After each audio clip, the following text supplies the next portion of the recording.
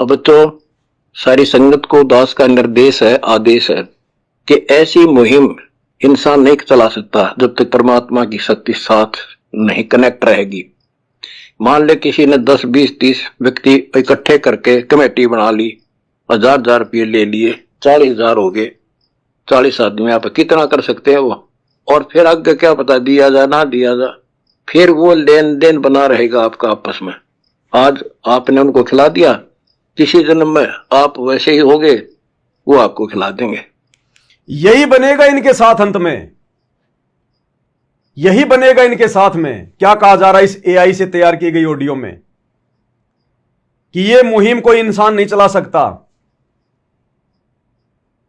अगर आपने कोई कमेटी बना भी ली, 10, 20, 40, 50 भगत इकट्ठे भी हो गए, आपस में कुछ पैसे इकट्ठे करके अगर आप करने भी लग गए तो आप कितने दिन करोगे?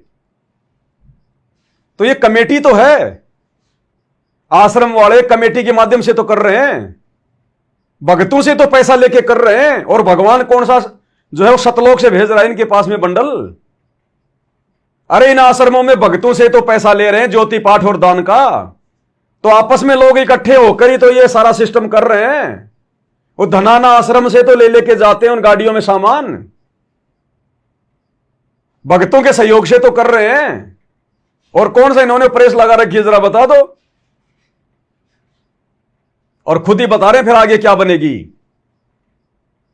कहते हैं अगले जन्म में आज तुम जिनको खिला रहे हो और अगले जन्मों में जब तुम कभी जो मतलब कि भिखारी बनोगे, तुम्हारी हालत ऐसी हो जाएगी, उस समय वो तुम्हें खिला देंगे जैसे आज तुम उनको खिला रहे हो। तो भाई और बहनों यही होगा इनके साथ में, यही होगा। क्योंकि मोक्ष तो इनका होना नहीं है, मर्यादा में ये है नहीं, गुरु को ये मानुष मानते हैं, मनमाना ये आचरण करते हैं, तो मोक्ष तो कहां होगा। इनको मनुष्य जन्म मिलेंगे इसी धर्म कर्म के बदले। और जब कभी ये मनुष्य जन्म प्राप्त करेंगे और बिल्कुल ये हैंड टू माउथ वाली स्थिति में आ जाएंगे, फिर वही व्यक्ति उन जन्मों में सक्षम होंगे और ऐसे ही इन लोगों को खोजेंगे, भिखारियों को कंबल बांटेंगे, रोटियां बांटेंगे, किसी का मकान बनवा देंगे जैसे आज ये कर रहे हैं। तो इन्होंने अपने खुद के मुंह से गुरुजी की आवाज में, एआई ऑडियो में अपना वो विधान भी बता दिया कि आगे चल के यही होगा फिर हमारे साथ में। ये लेन देन बना रहेगा, एक लेवा एक देवा दूतम, कोई किसी का पिता नहीं पुतम, ऋण संबंध जुड़ा सब नाता, अंत समय सब बारा बाटा। ये लेन देन ही तो बढ़ा रहा है काल। ये इस प्रकार की ज्ञान विरुद्ध मुहिम चलाकर काल ये लेन देन ही तो बढ़वा रहा है। और इस ऑडियो में स्पष्ट कर दिया गया, स्पष्ट कि ये लेन देन ऐसे बना रहेगा। आज तुम खिला रहे हो, कल को वो खिला देगा। दोबारा सुन लो ध्यान से।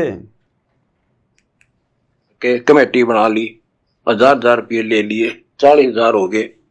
40 आदमी आप कितना कर सकते हैं वो? और फिर आगे क्या पता दिया जा ना दिया जा, फिर वो लेन देन बना रहेगा आपका आपस में। आज आपने उनको खिला दिया, किसी जन्म में आप वैसे ही होगे, वो आपको खिला देंगे। क्लियर?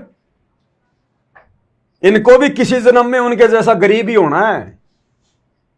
क्योंकि वर्तमान में जो ये भक्ति कर रहे हैं कब तक खाएंगे?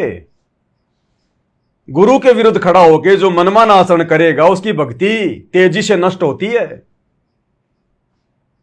तो आज ये जिनको खिला रहे हैं पिला रहे हैं, आने वाले किसी जन्म में वो भी इनको खिला देंगे पिला देंगे और ये लेन देन ऐसे बना रहेगा। इसलिए गुरुजी मना करते हैं, गुरु बिन दान पुण्य जो करही मिथ्या होय कबू न फली। गुरु बिन माला फेरते, गुरु बिन देते दान, गुरु बिन दोनों निष्फल है चाहे पूछो वेद पुराण। इसलिए जो भी धर्म कर्म करें अपने गुरुदेव भगवान से आज्ञा लेकर, और गुरुदेव सार्वजनिक आज्ञा देते हैं। सत्संगों में गुरुदेव ने हमें समझा दिया कि बच्चों 5 यज्ञ तुमने रोजाना अपने घर पे करनी है। और धर्म जब तुम आश्रम में आते हो, जब तुम्हारे गुरु आश्रम में हैं, उस समय अपने गुरुजी के सानिध्य में अगर आपने ज्योति करवानी है, पाठ करवानी है, तो वो पैसा गुरुजी के हाथ में। बरवाड़ा आश्रम में कोऑर्डिनेटरों को ज्योति पाठ का पैसा नहीं दिया जाता था। दर्शनों के समय गुरुजी अपने हाथों में लेते थे, क्योंकि परमात्मा इन कुपात्रों से भली भांति परिचित है। गुरुदेव खुद भक्तों से ज्योति और पाठ का पैसा लेते थे। ये बातें वो भगत जानते हैं जो बरवाड़ा आश्रम में जाया करते थे। कभी भी गुरुदेव ने किसी को ज्योति पाठ का पैसा लेने का आदेश नहीं दिया।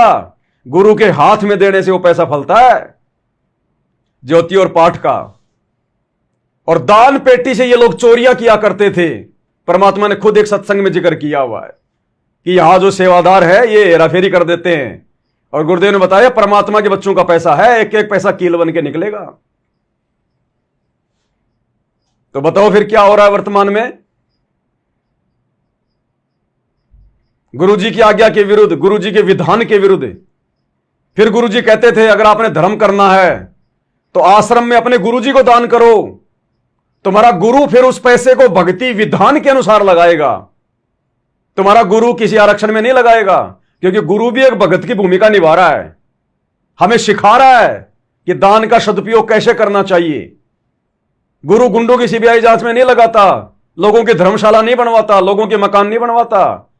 गुरु दान देने वाले के ही सेवा में वो पैसा लगाता है। और क्या कहा गुरुदेव ने सत्संगों में कि बच्चों जो तुम यहां दान कर रहे हो ये तुम्हारी सेवा में लगता है।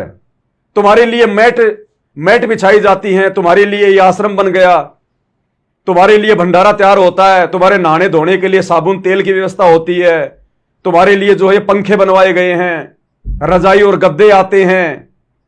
यानी गुरु अपने भक्तों की सेवा में ही वो पैसा लगाता है। किसी के मकान नहीं बनवाता बाहर, किसी के घर में राशन नहीं पहुंचाता गुरु, गुंडों की सीबीआई जांच में नहीं लगाता, राजनीति में नहीं लगाता, आरक्षणों में नहीं लगाता, चंदे के रूप में नहीं देता गुरु। तो गुरु ने हमें दान धर्म करने का तरीका भी बताया। और गुरु फिर उस पैसे को कैसे सदुपयोग करता है वो भी गुरु ने सदुपयोग करके दिखाया। तो आज संगत क्या कर रही है? कुपात्रों को ज्योति पाठ और दान का पैसा इन आश्रमों में दे रही है। और ये कुपात्र संगत की आंखों के सामने राजनीति में, आरक्षणों में, गुंडों की सीबीआई जांच में, लोगों की धर्मशाला बनवाने में, हॉस्पिटल बनाने में, दुनिया भर के कुकर्मों में लगा रही है, उल्टे कार्यों में, मनमाने आचरण में। और फिर भी संगत की आंखें बंद हैं। तो बताओ ये सतलोक जाने के लक्षण है ये? इसलिए गुरुजी कह रहे आज जो तुम ये मनमाना आचरण कर रहे हो ना, किसी जन्म में जब तुम्हारी ऐसी स्थिति हो जाएगी तो आज तुम जिनको दे रहे हो वो तुम्हें दे देंगे। ये लेन देन तुम्हारा बना रहेगा और काल की ऐसे फर्द में तुम चढ़े रहोगे। आगे सुनिए भाई और बहनों, और सुनते जाइएगा। तो अब दान करने का विधि परमात्मा ने बता रखी है। गुरुबिन माला फेरते, गुरुबिन देते दान, गुरुबिन दोनों निष्पन्न थे, पूछो वेद पुराण। तो अब दान करने की विधि परमात्मा ने बता रखी है। देखो ये लोग खुद ही एआई से ऑडियो बना रहे हैं, गुरुजी के सत्संगों से उठा उठा के बातें लिख रहे हैं और ये खुद उसके विपरीत कार्य कर रहे हैं। क्या कहा गया है ध्यान से सुनिए एक बार और। तो अब दान करने का विधि परमात्मा ने बता रखी है। गुरुबिन माला फेरते, गुरुबिन देते दान, गुरुबिन दोनों निष्पन्न थे, पूछो वेद पुराण। तो गुरुजी ने हमें क्या विधि बता रखी है कि गुरुबिन माला फेरते, गुरुबिन देते दान, गुरुबिन दोनों निष्फल, चाहे पूछो वेद पुराण। बताओ ये नादान संगत कहां अपने गुरुजी को दान दे रही है? गुरुजी तो जेल में बैठे हुए हैं। जाओ अपने गुरुजी के हाथों में दो ना।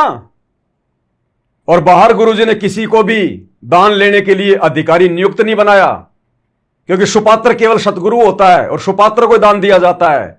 बाकी सब कुपात्र हैं। जीव कब गलती कर दे कोई भरोसा नहीं। तो कुपात्रों को कभी दान नहीं देना चाहिए। और आश्रम वाले तो सरेआम पैसा राजनीति में लगा रहे दान का। आपको रोजाना इनके कुकर्म गिनाए जाते हैं और फिर भी संगत आंख बंद करके बैठी है। तो भाई कैसे मोक्ष होगा? हिसार जेल में बैठ के गुरु इसी बात की तो परीक्षा ले रहा है कि बच्चों मैं यही देखने के लिए हिसार जेल में बैठा हूं कि मेरे सतलोक जाने के बाद तुम मेरे मिशन को कैसे चलाओगे।